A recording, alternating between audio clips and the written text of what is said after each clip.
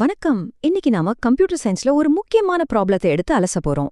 ஒரு சிக்கலுக்கு தீர்வு கண்டுபிடிக்க எப்படி வெவ்வேறு வழிகள்ல யோசிக்கலாம், ஆனா கடைசில ஒரே மாதிரியான ஒரு அருமையான தீர்வுக்கு எப்படி வந்து சேரலாம்னு பார்க்க போறோம். இத பார்க்கறதுக்கு ஏதோ ஃபைனான்ஸ் சம்பந்தப்பட்ட கேள்வி மாதிரி தெரியலாம், ஆனா உண்மையில இது ஒரு அல்காரிதம் புதிர். இதத்தான் மேக்ஸிமம் சப் அரே ப்ராப்ளம்னு சொல்வாங்க. சரி, வாங்க விஷயத்துக்குள்ள போலாம். முதல்ல நாம எதை சாதிக்க பாக்குறோம், நம்மளோட இலக்கு என்ன அப்படிங்கறத தெளிவா வரையறுத்துக்கலாம். இதுல ரொம்ப ரொம்ப முக்கியமான வார்த்தை தொடர்ச்சியான அப்படிங்கிறது தான். அப்படின்னா என்ன? எங்கள் வரிசையா ஒண்ணுக்கொன்னு பக்கத்துல இருக்கணும். நீங்க பாட்டுக்கு அங்கொன்னும் இங்கொன்னுமா நம்பர்ஸை எடுக்க முடியாது. ஒரு கண்டினியூஸ் பிளாக்கா இருக்கணும்.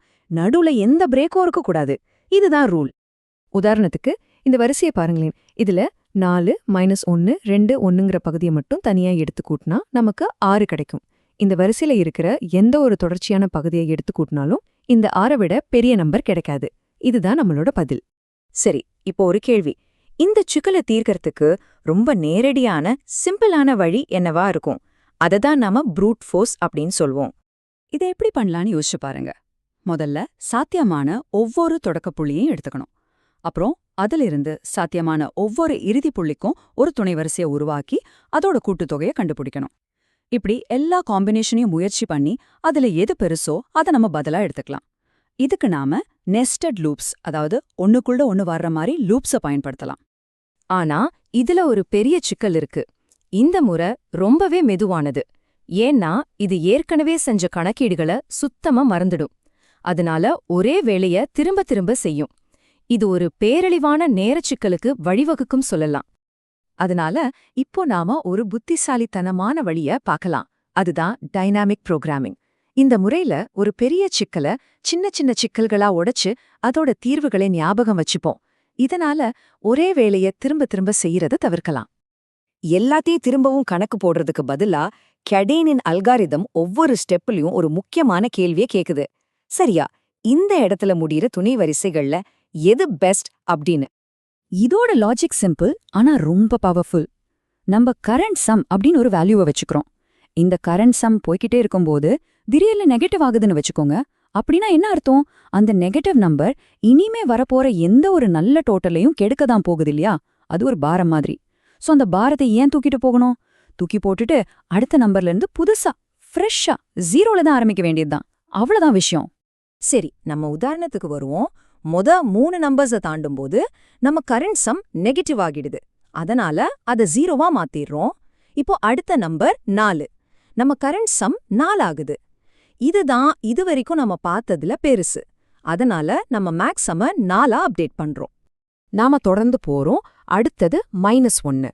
4 கூட -1 சேர்த்தா கரண்ட் சம் 3 ஆகுது.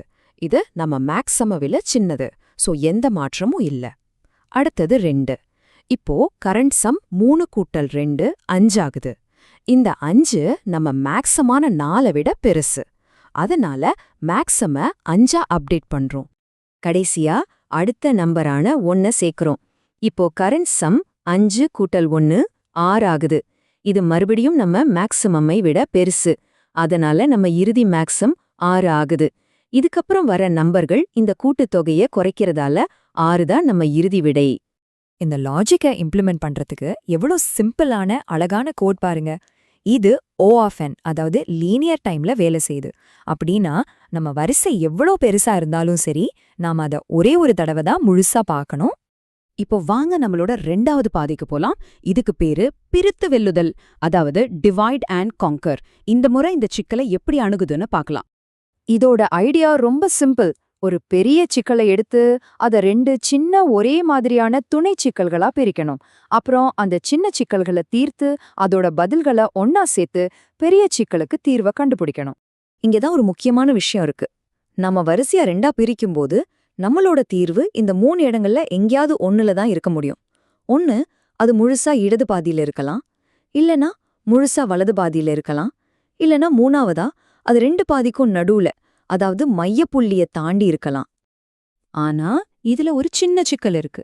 அந்த மையப்புள்ளிய தாண்டி வர்ற துணை வரிசைய கண்டுபிடிக்கிறது தான் கொஞ்சம் கஷ்டம்.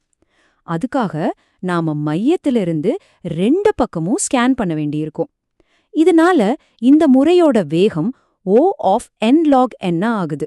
இது கெடேனின் அல்காரிதத்தை விட கொஞ்சம் மெதுவானது. ஆனா இங்க தான் ஒரு ஆச்சரியமான ட்விஸ்ட் வருது.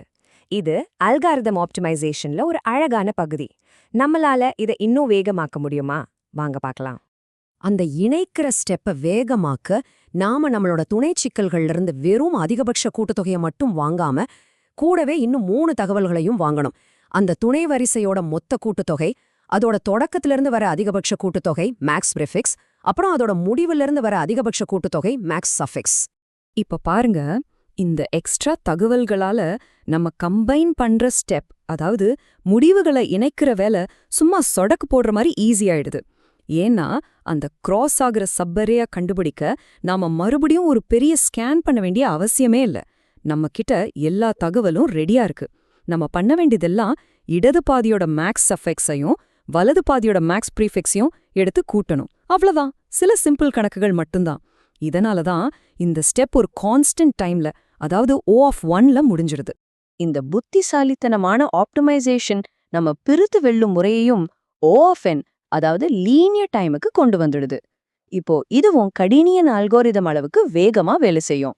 பாத்தீங்களா, இப்ப நம்ம கிட்ட 2 தனித்துவமான அருமையான அல்காரிதம்கள் இருக்கு. ரெண்டும் வேற வேற பாதைகள்ல பயணிக்குது. ஆனா கடைசியில ஒரே உச்சிய, அதாவது ஒரே மாதிரியான உகந்த தீர்வை அடையுது.